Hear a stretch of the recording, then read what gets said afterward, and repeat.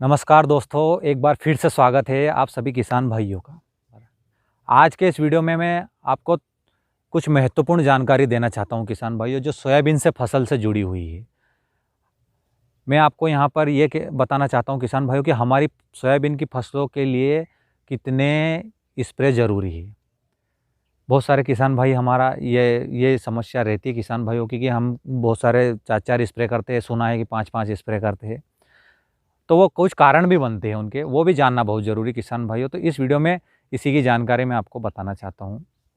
किसान भाइयों, सोयाबीन का अगर आपने सही समय और सही दवाई का चयन किया, तो आप मान लीजिए कि आपका 3 स्प्रे में ही आपका काम हो जाएगा। बस आपको सही चयन और सही समय का ध्यान रखना है। अब समय 3 अवस्था में आपको स्प्रे करना है, तो एक तो होती है 25 दिन की अवस्था, जब हमारी फसलों में गड़ल-बिडल का शुरुआती हो जाती है, नुकसान करने का समय चालू हो जाता है।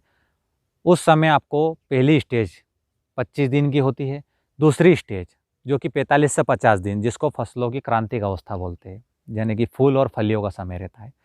तीसरी स्टेज जब हमारी सोयाबीन में फलियाँ यानी कि फलियों में दाने भरने का टाइम होता है, जो 75 से 80 दिन की अवस्था होती है, ये तीसरी स्टेज। इन तीनों स्टेज में आपको 3 इंसेक्टिसाइड, बेस्ट इंसेक्टिसाइड का प्रयोग करना है, जिससे आपका सही जो हमारी फसल है उसको सही से कवर मिल जाएगा और इल्लियों से सुरक्षा। ये मात्र एक सबसे बड़ा उपाय है जहाँ सबसे ज़्यादा नुकसान इल्लियों से ही होता है किसान भाइयों फसलों में। तो आपको इन तीनों अवस्था का ध्यान रखना है। तो पहली अवस्था में आपको 25 दिन की अवस्था में, जब बहुत सारे किसान भाई खरपतवार नाशी का भी प्रयोग कर सकते हैं, उसके साथ में इस दवाई को भी मिला सकते हैं, तो आपको थायोमेथाक्साम प्लस लेम्डासाइलोथिन का प्रयोग करना है, जो कि मार्केट में अलीका के नाम से भी आती है, टेगिका के नाम से आती है और बहुत सारे नामों से आती है। मैंने आपको नाम बता दिया, आप उसका भी प्रयोग कर सकते हैं। इसकी मात्रा आपको रखनी है 1 ml प्रति लीटर। ये लीटर का डोज बता दिया मैंने आपको। बहुत बढ़िया रिजल्ट है, मैंने अपनी फसलों में भी इसका स्प्रे किया था। 20 दिन का कवर आपकी फसल को मिल जाएगा। यानी कि 25 दिन में अगर आप अपनी फसलों में उसका स्प्रे करते हैं, तो आपको 55 दिन के आसपास अपनी फसलों में दूसरा स्प्रे करने की ज़रूरत पड़ेगी, जब तक आपको कोई स्प्रे नहीं करना है। जो हमारे साथ में उसका पीला मोजेक का भी, जो जैसे व्हाइट फ्लाई जो रहती है या रस चूसक जितने भी कीट है, सभी कंट्रोल इसी दवाई से हो जाएंगे। तो आपकी फसलों में मान लीजिए कि दोहरी सुरक्षा इस इंसेक्टिसाइड से आपको मिल जाएगी। तो ये किसान भाइयों आपको पहला स्प्रे करना है। दूसरा स्प्रे करना है किसान भाइयों, बहुत सारे कोराजन का प्रयोग करते हैं, तो मैं आपको कहूँगा कि आप कोराजन का प्रयोग करते हैं तो कोई दिक्कत नहीं, आप करिए, उसका भी रिजल्ट अच्छा है।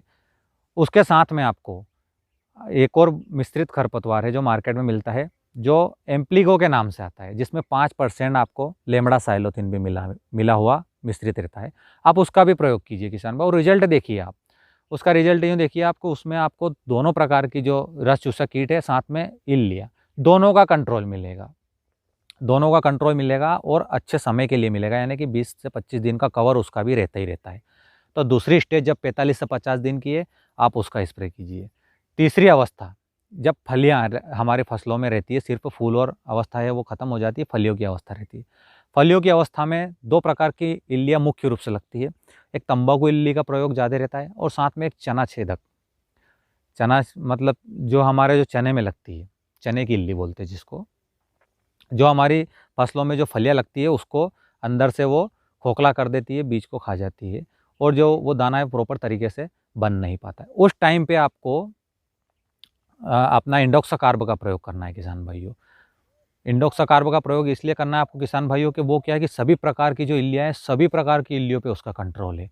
मात्रा आपको 20 ग्राम 20 ml प्रति पंप रखना है, यानी कि 1 लीटर पानी में आपको 1 ml दवाई जाना चाहिए। बहुत सारे, एक चीज़ और यहाँ पे कहना चाहूँगा कि हमारे बहुत सारे किसान अ, अपने इमामेक्टिन बेंजोएट का प्रयोग करते हैं। इमामेक्टिन बेंजोएट का प्रयोग भी ठीक है, पर उसका कुछ असर जब मौसम ज़्यादा गर्मी रहती है, ज़्यादा तापमान रहता है दिनों का, उस टाइम पे उसका असर इतना असरदार नहीं देखा गया है। क्योंकि अगर उस टाइम पे जब उसका रिजल्ट आपको चाहिए, तो फिर आपको क्या है कि जब तापमान दिन का कम रहो ना, उस टाइम पे आपको स्प्रे करना चाहिए।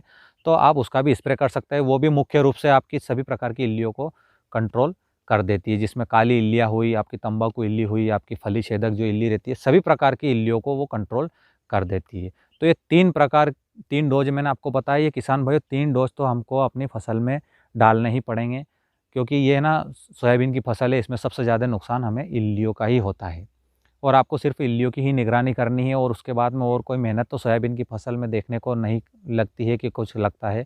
तो सिर्फ इल्लियों का कंट्रोल आपको करना है और 3 स्टेज में अगर आपने दवाई डाल दी तो यूँ मान लीजिए कि आपकी सोयाबीन की फसल है वो ठीक से आपको रिजल्ट देगी, मतलब बेहतर परिणाम और बेहतर उत्पादन आपको देखने को मिलेगा। और मात्रा जो किसान भाइयों, ये इसका थोड़ा-सा ध्यान रखिए, बहुत सारे किसान भाई मात्रा कम ज़्यादा कर देते तो मात्रा भी प्रॉपर जानी चाहिए, जिस पौधे को जितना चाहिए इतना आपको देना पड़ेगा। वो इल्लियों का मोड ऑफ एक्शन होता है, अगर कम मात्रा में आपने उसको दिया तो फिर वो कंट्रोल ठीक से नहीं होती है। तो किसान भाइयों इस चीज़ का आपको ध्यान रखना है, 3 स्प्रे करना है, फिर एक बार रिपीट कर देता हूँ आपको, एक 25 दिन की अवस्था में, एक 45 से 50 दिन की अवस्था में और एक 75 से 80 दिन की अवस्था में। 3 स्प्रे है, पहली दवा या 25 दिन में अलीका ले लीजिए, जिसमें थायोमेथाक्साम लेम्डासाइलोथेन मिलाता है। दूसरी अवस्था में आप चाहें तो अपने एम्प्लीगो ले लीजिए या फिर इमामेक्टिन बेंजोएट भी आप ले सकते हैं। अगर आपको ज़्यादा फली छेदक जैसी इल्लियाँ आपको देखने को मिले, फूल खाने वाली इल्लियाँ दिखे तो आप इमामेक्टिन बेंजोएट का तापमान को देख करके आपको उस पर स्प्रे करिए। तीसरी अवस्था में आपको अपना इंडोक्साकार्ब का प्रयोग करना है। तो आपकी फसल को ये 3 डोज आपने सुरक्षा कर दी फसलों की, तो ये मान लीजिए कि आपकी जो सोयाबीन है वो पूरी तरह से इल्लियों से सुरक्षित हो जाएगी। तो किसान भाइयों आज के इस वीडियो में इतना सा, जो मैंने आपको 3 डोज बताए हैं, ये मेरा अनुभव है जो मैंने आपके साथ में शेयर किया है।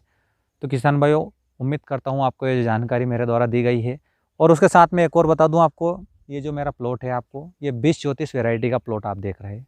जीएस की 2034 वैरायटी है, जो हमने इसमें 45 दिन की अवस्था हो गई है, तो हमने इसमें अभी एक स्प्रे और करवा भी दिया, दूसरी स्टेज का करवा दिया। अब एक और स्प्रे इसमें करेंगे जिसमें हमारी फसल तीसरी स्टेज में स्प्रे करने के बाद में पककर तैयार हो जाएगी।